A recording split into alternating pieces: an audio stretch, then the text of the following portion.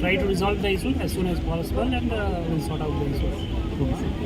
అనకాపల్లి జిల్లా చోడవరంలో పీడీఎస్ఓ ఆధ్వర్యంలో భగత్ సింగ్, రాజ్గురు, సుఖ్దేవ్ల 95వ వర్ధంతిని సామ్రాజ్యవాద వ్యతిరేక దినంగా పాటిస్తూ సభ నిర్వహించారు. భగత్ సింగ్ చిత్రపటానికి పూలమాలలు వేసి నివాళులర్పించిన నాయకులు వారి త్యాగ స్ఫూర్తిని స్మరించుకుంటూ సామ్రాజ్యవాద యుద్ధాలను ఖండించారు.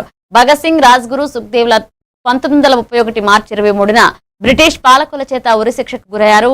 సభలో విద్య, వైద్యం, ఉపాధి హక్కుల కోసం పోరాడాలని పిలుపునిచ్చారు. ఈ కార్యక్రమంలో కళాశాల ప్రిన్సిపల్, పీడీఎస్ఓ నాయకులు, విద్యార్థులు పాల్గొన్నారు.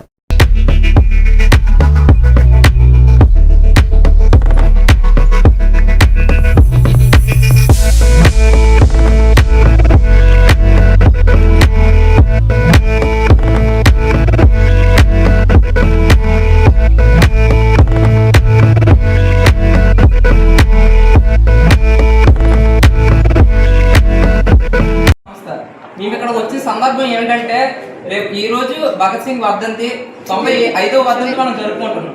ఈ భగత్ సింగ్ వర్ధంతి ఎందుకు జరుపుకుంటున్నాం? భగత్ సింగ్ ఎవరు?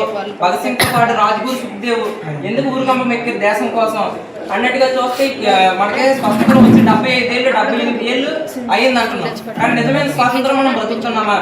ఈ రోజు చూసుకుంటే ప్రతి స్వాతంత్రం అంటే ఏంటి అసలు?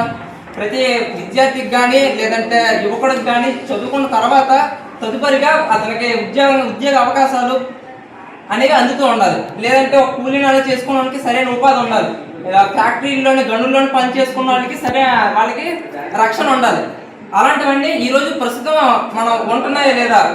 ఇంకా దాని గురించి ఇంకా మనం ఇప్పుడు బయట చూస్తుంటే యుద్ధాలు జరుగుతున్నాయి. దేనికి అమెరికా ఇంకా ఇజ్రాయిల్ కలిపి ఇరాన్ మీద బాంబులు అటాక్ చేస్తుంది.